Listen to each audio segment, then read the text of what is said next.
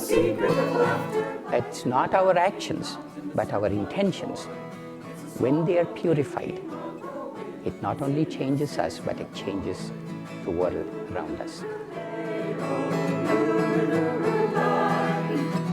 So today's topic is, as you heard, the letter of the law versus, forgive me, the rustling you hear is my other set of notes that I folded in a specific way that I could recognize it, and it didn't work.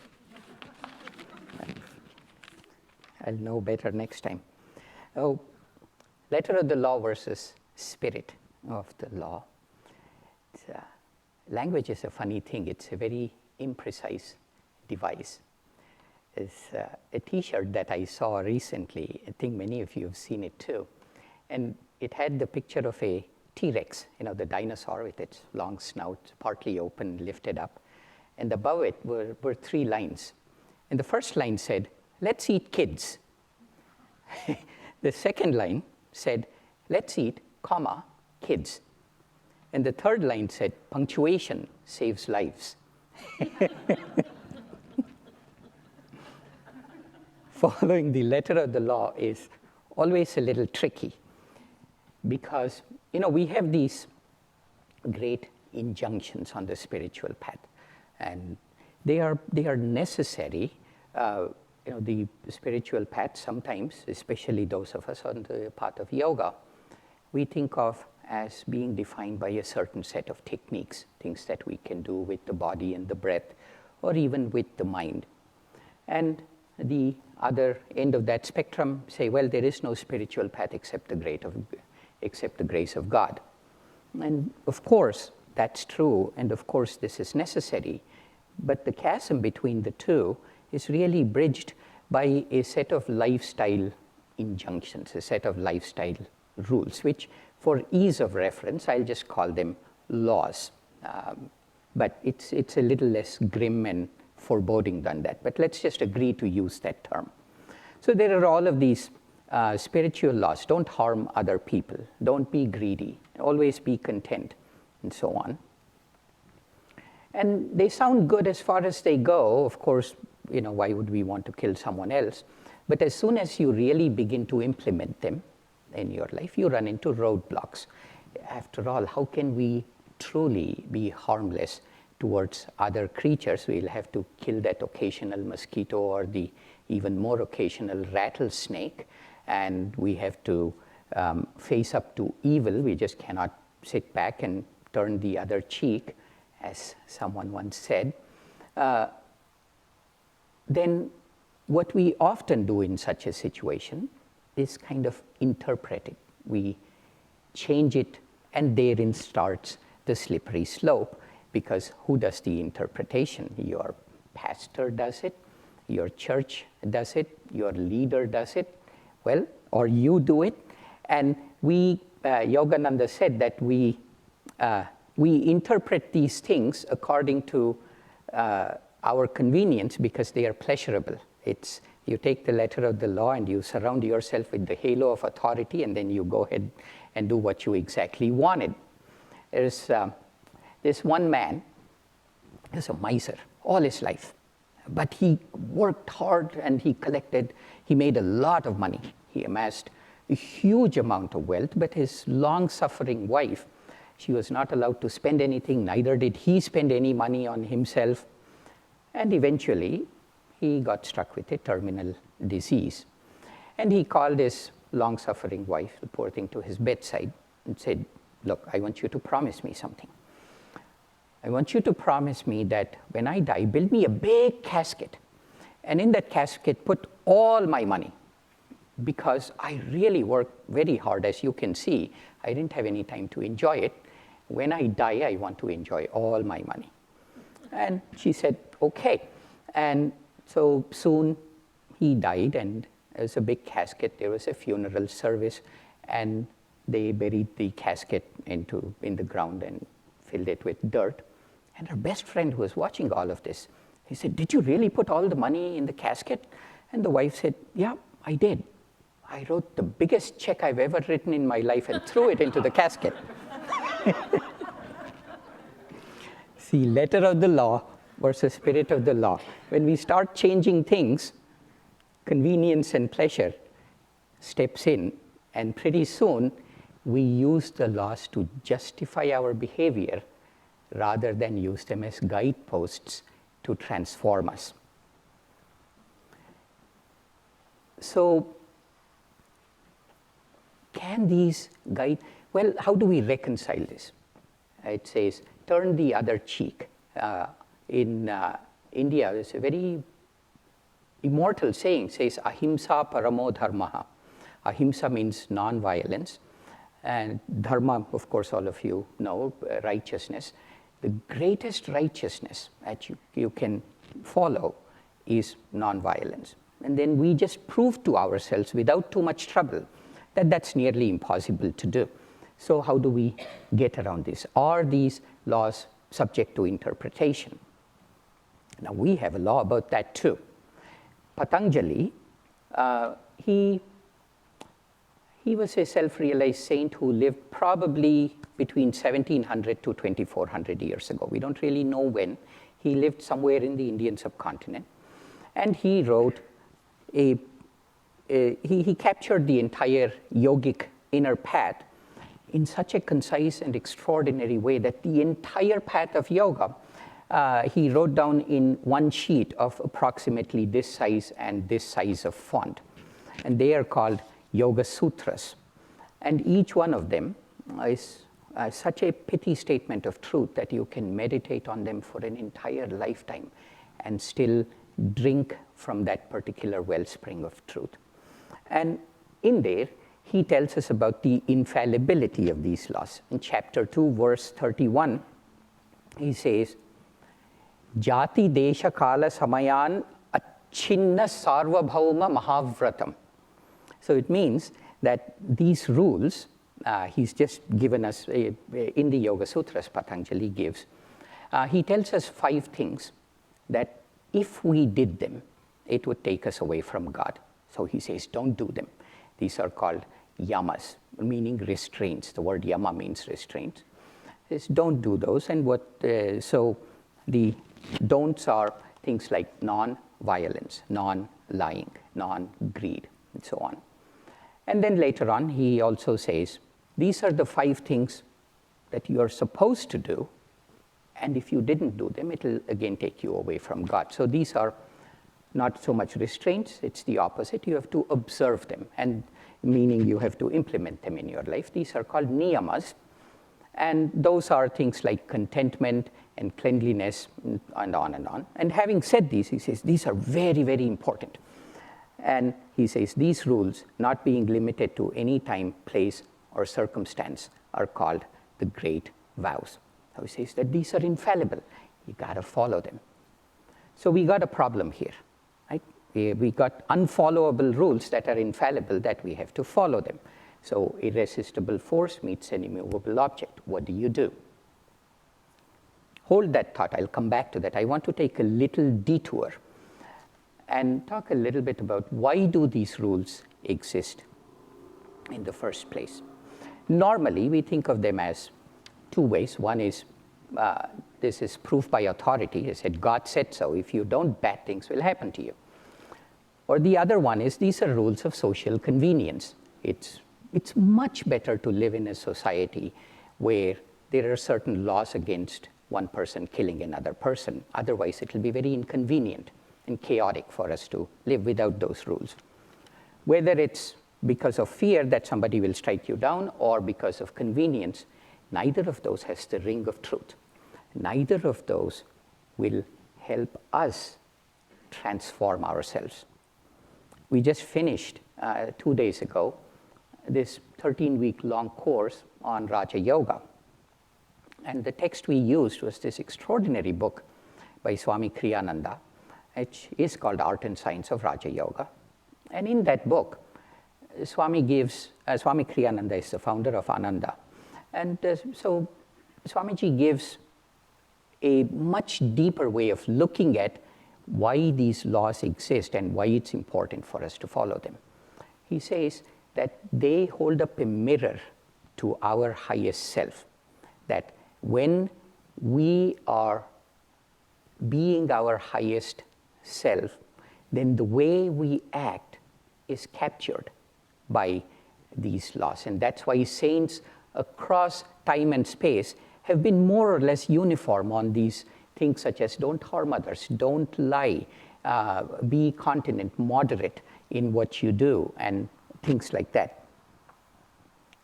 Because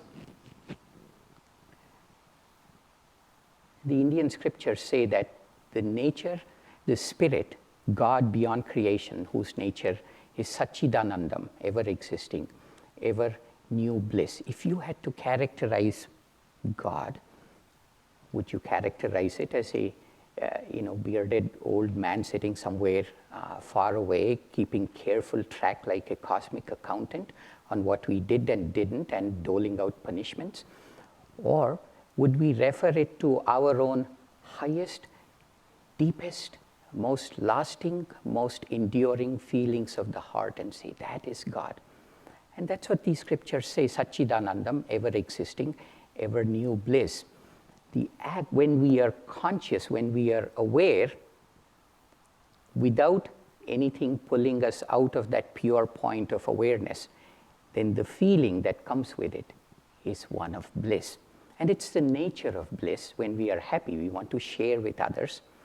And so God too had this desireless desire to share the bliss, to enjoy the bliss through multiple outlets. And thus was born creation. That was born you and I. But in order to make the game a little more interesting, for the most part, we lost the sense of who we really are. But then there is this nagging thought in all of us. It says, tomorrow, with this, if I only had this one particular thing, all the other things in my life are going to hell in a handbasket. But if I had this one little thing, whether it's money, this particular relationship, some point of improved health, then I will be eternally happy. That's the engine of our lives. That's the driving force behind all of our actions. And we keep doing this despite overwhelming evidence to the contrary. This is what drives us. We can look at it in a nihilistic way and say, oh, no, it's all useless. You just be whatever you want to be. Look after yourself. Don't care about others. And that's one way of looking at it. But the reason we are like this is because as part of creating us, God put in us a reflection of his own bliss.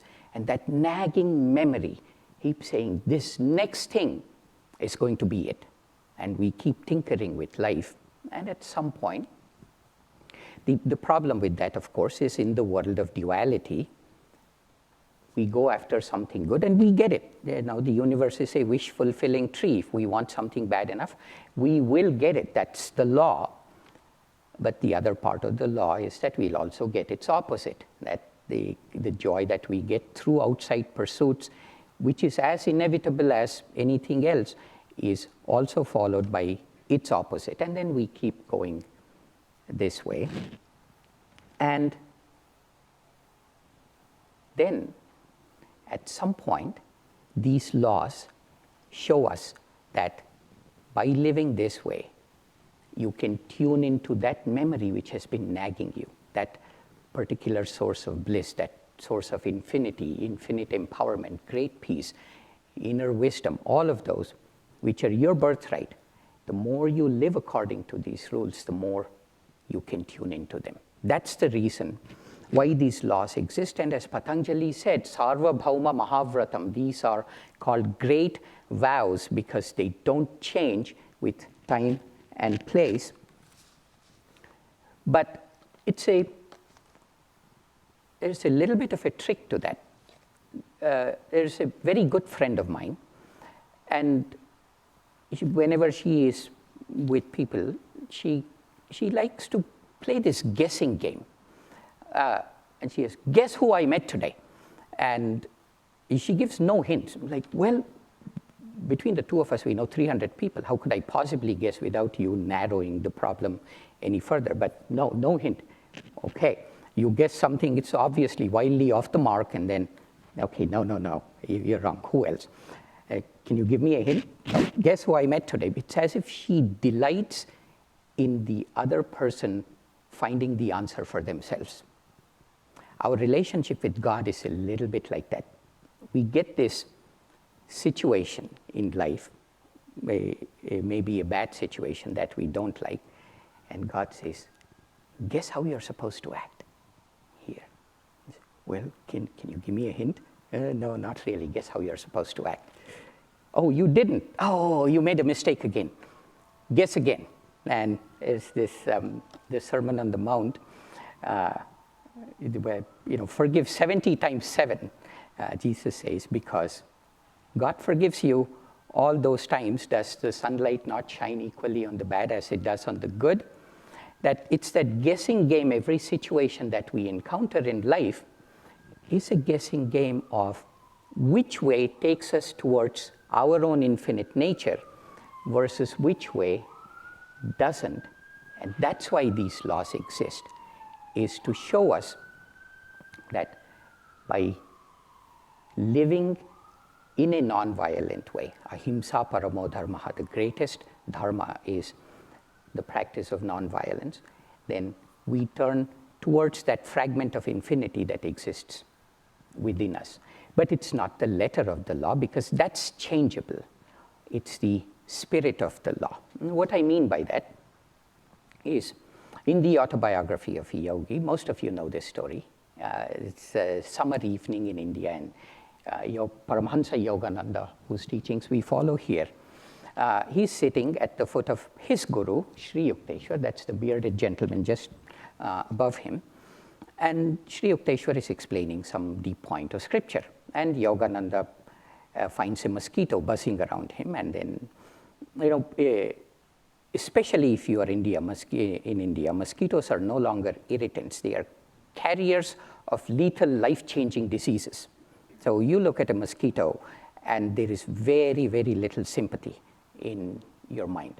So Yogananda says, my avenging hand automatically went up. And then he said, oh, I'm sitting in front of my guru. Just yesterday, he was talking to me about yamas and how important ahimsa, non-violence is. So my avenging hand was arrested, is how Yogananda puts it. And Sri Yukteswar says, well, go ahead, complete the deed that you already started. And Yogananda asked, Master, do you advocate taking of lives? And Sri Yukteswar says, well, you had already committed the deed by the anger you bore that mosquito in your mind. Your intention had already done the action. All that remains is the physical act of swatting, which is not that important one way or another. So this is, so he goes on to explain, Sri Yukteswar, he says, Patanjali's meaning of ahimsa was removing the desire to do harm. And he says something very profound. He says, we are sometimes compelled to kill, but we are under no compulsion to feel anger or animosity. You see, Sarvabhauma Mahavratam, the unchangeable according to time, place, or circumstance around nonviolence, is this, that while the universe, as Sri Yukteswar says, is inconveniently arranged for the perfect practice of nonviolence, we are under no compulsion to feel anger or animosity. And this can be applied to most of the rules. Be compassionate towards others. Well, what if you find yourself in a situation where you have a lot of employees and you may have to cut their salary and lay them off? Well, you are under no compulsion to enjoy the power trip that comes with it, are we? So this is how we balance what lies invariant. The word avichanna in Sanskrit, which was what Patanjali used, avichanna is invariant, it is unchanging, is the thing that happens in our mind, the transformation, the battle that we have to go through to change our attitude that defines the action. So that is the spirit of the law. This is why Swami Kriyananda advises us to do this before every single meditation. He says, when you sit for meditation, send out a wave of love, a prayer, a blessing to especially those people who may have harmed you, who may bear ill will towards you, and so on. And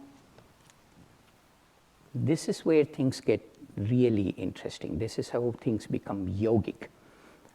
These are not merely laws meant for us to change ourselves. When we send a wave of blessing, when we send a wave of love, so when we truly practice attitudes like nonviolence and compassion and love and so on, we change other people that around us simply because of the magnetism that is created. I was fortunate enough for many years to work with a manager when I was in Microsoft.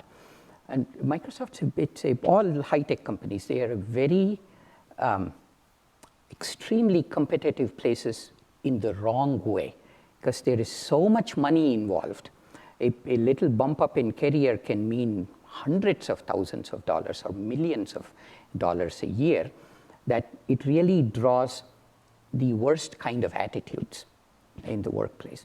And this manager that I had worked for many years, she was a very refined soul and insisted on seeing in the good in other people. And there was once her boss, who was a very big guy in the company. I'll just call him Joe to protect the innocent here.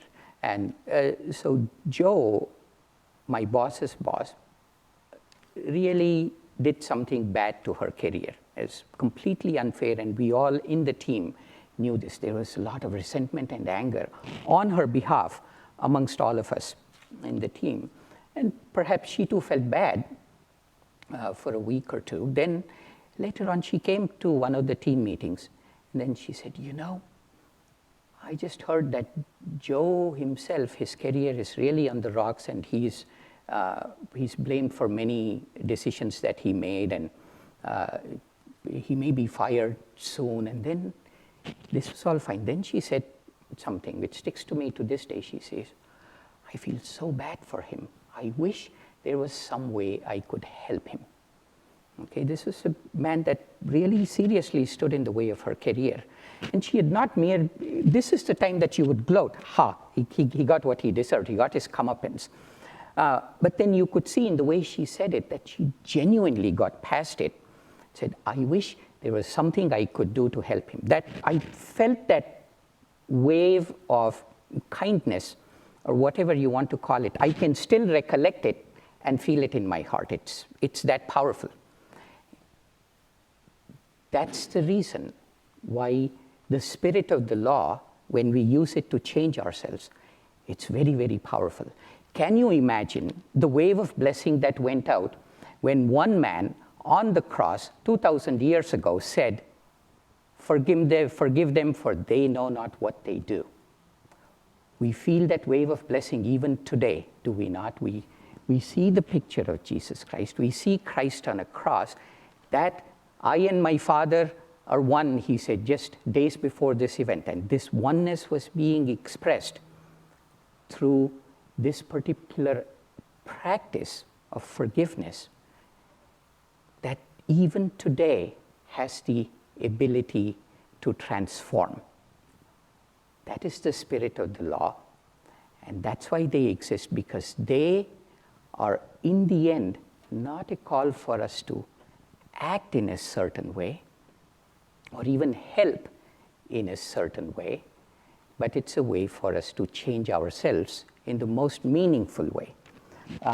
Paramhansa Yogananda he said this very interesting thing. He said, change yourself and you've done your part in changing the world.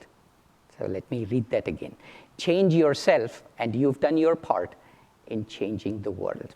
That is the spirit of all laws, is to change ourselves in such meaningful ways. It's not our actions, but our intentions. When they are purified, it not only changes us, but it changes the world around us. Om Shanti Shanti Shanti.